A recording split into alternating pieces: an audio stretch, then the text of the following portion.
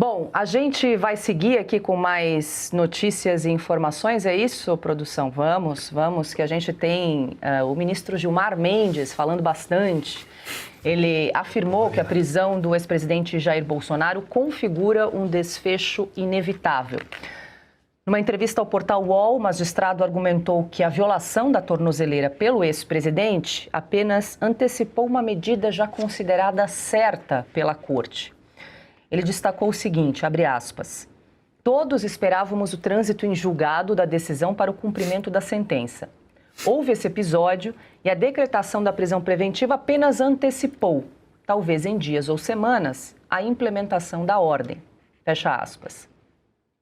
O ministro também abordou a situação de Alexandre Ramagem, de Eduardo Bolsonaro e de Carla Zambelli, mencionados por Alexandre de Moraes na decisão que autorizou a prisão preventiva do ex-presidente.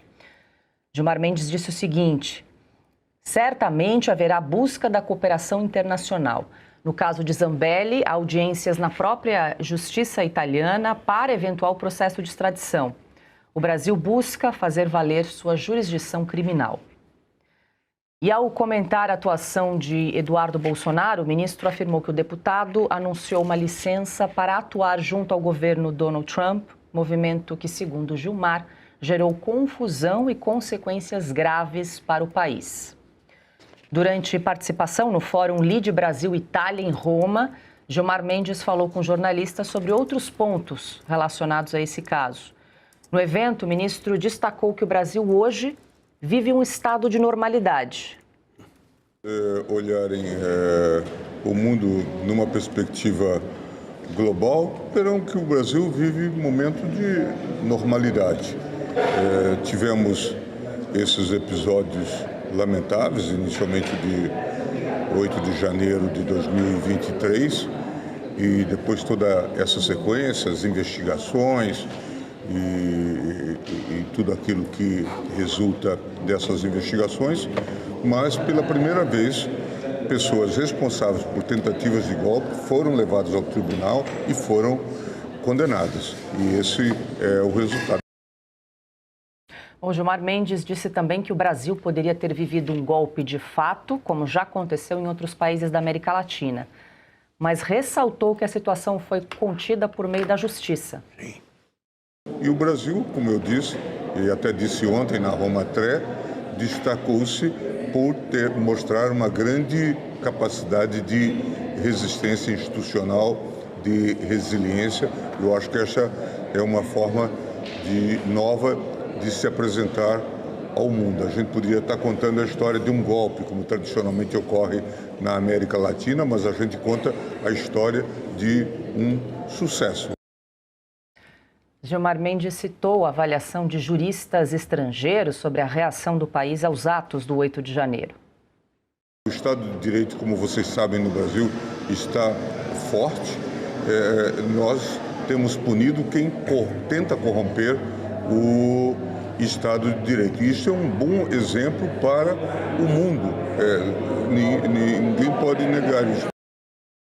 Bom, Gilmar Mendes também elogiou a atuação do advogado-geral da União, o Jorge Messias, indicado pelo presidente Lula para ocupar uma vaga no Supremo. O Jorge Messias tem se revelado um advogado-geral extremamente diligente e extremamente capaz de dialogar com as instituições. Nessa crise do que passamos com os Estados Unidos e em todo esse contexto, talvez ele tenha sido o interlocutor mais pronto por parte do governo, e eu tenho reconhecido isso. Bom, vou começar com o Silvio. O que você destaca dessas falas do ministro Gilmar Mendes? Foi overdose hoje, mas a gente reuniu aí porque foi uma saraivada de entrevistas, primeiro ao Portal UOL, depois nesse evento do Lide em Roma, Silvio. Não, primeiro, eu estava aqui pensando, qual é o histórico de golpes tão recentes assim na nossa América Latina, né? Por exemplo, podemos pensar, e é claro que a classificação de golpe é algo um tanto quanto ideológica, retórica, mas Brasil, 64, Argentina, 66, o Peru é década de 60, o Chile, década de 70, com o governo Pinochet, o que ele classifica como algo tão recente assim? Bom, então começa por aí, o Gilmar Mendes já denota e demonstra que é a cara do atraso. É alguém que está no fim da sua trajetória no Supremo Tribunal Federal, ele vai deixar a cadeira talvez em 2030, pela aposentadoria compulsória, se não sairá antes. Já deu algumas declarações nesse sentido, não sabemos. Mas o fato é que dá entrevistas o tempo inteiro, que mantém uma narrativa de um golpe impossível, uma narrativa que não tem crédito algum, seja internamente no país, o país já sabe o que aconteceu. As próprias pesquisas de opinião feitas por institutos, e às vezes a gente pode até questionar os institutos, mas eles já estão demonstrando que a população não acredita, não dá mais crédito à história do golpe, não acha que a prisão de Jair Bolsonaro foi uma prisão adequada. Então está tudo completamente fora do eixo. Ele parece viver numa bolha, ele parece viver num eterno Gilmar Palusa. E por fim, o único ponto que, de fato, é verdadeiro, Paula, é quando ele diz que tudo isso já era um jogo jogado, que tudo isso era um jogo de cartas marcadas e que a questão da tornozeleira eletrônica no final de semana só antecipou a prisão. Sim, nós já sabíamos disso. Aliás, nós sabíamos disso desde o dia 9 de janeiro de 2023. Por que será?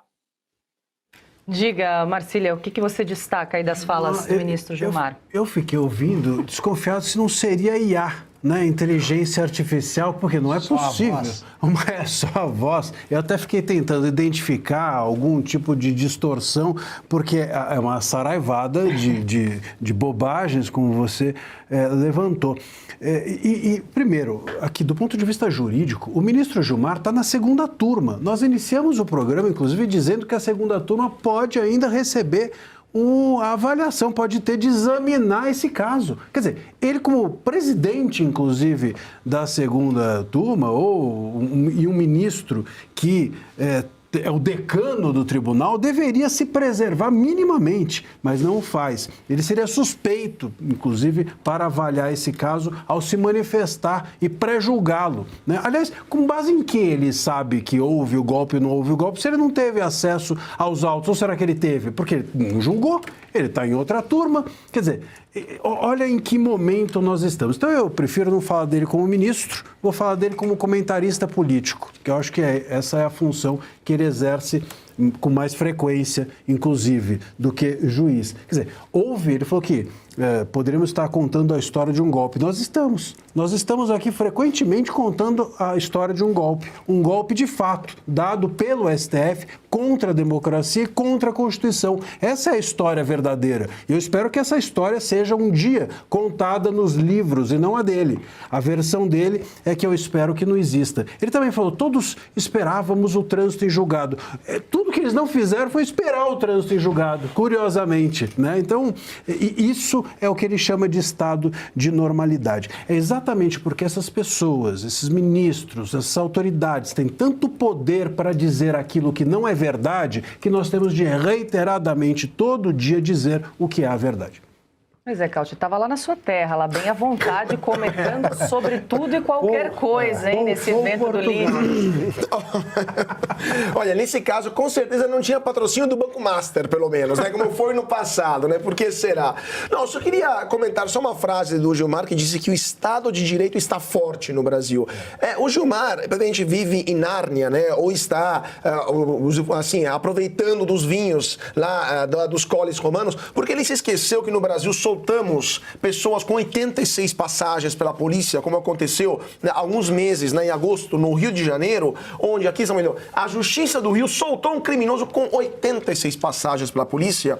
E não só isso, quando a imprensa falou desse caso, o juiz mandou censurar os veículos que estavam falando sobre isso. Mas tem um caso que é de hoje mesmo. Tem um sujeito que ficou famoso por aparecer numa audiência de custódia lá em Goiás, que uma juíza disse, você de novo, Kaique, né, é um cara faccionado do Comando Vermelho que apareceu. Esse cara aqui apareceu lá e a juíza soltou o cara. Ele foi morto hoje, baleado, porque ele respondeu a uma blitz da polícia, né? Ele atirou contra a polícia e morreu. Encontraram ele com 11 tabletes de droga dentro do carro, além de revólveres e outro comparsa que também morreu. Esse é o Estado de Direito forte que temos quando temos juízes Brasil afora que soltam traficantes, faccionados, pessoas com 86 passagens para a polícia e o Estado de Direito está forte. Então me pergunto em que Brasil vive o Gilmar Mendes, encastelado lá em Brasília, entre lagostas e champanhes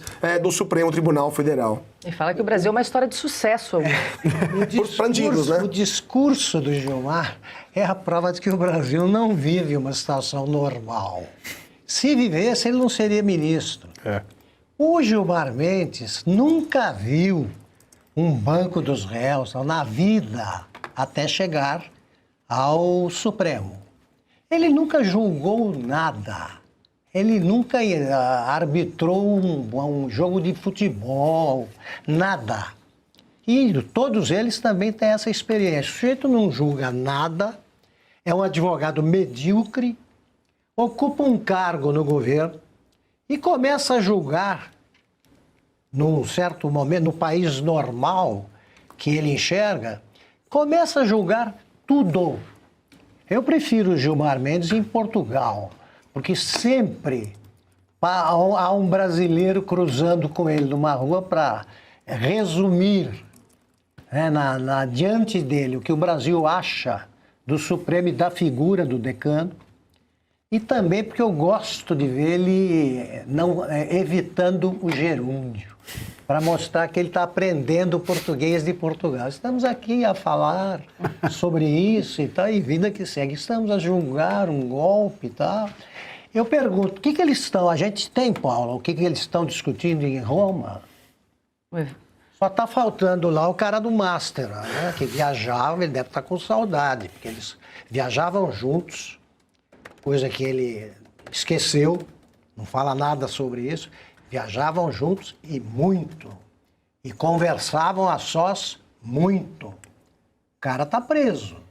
Ele não tem nada a dizer sobre esse caso e fala em país normal, um país em que ele, o decano, indica o procurador-geral.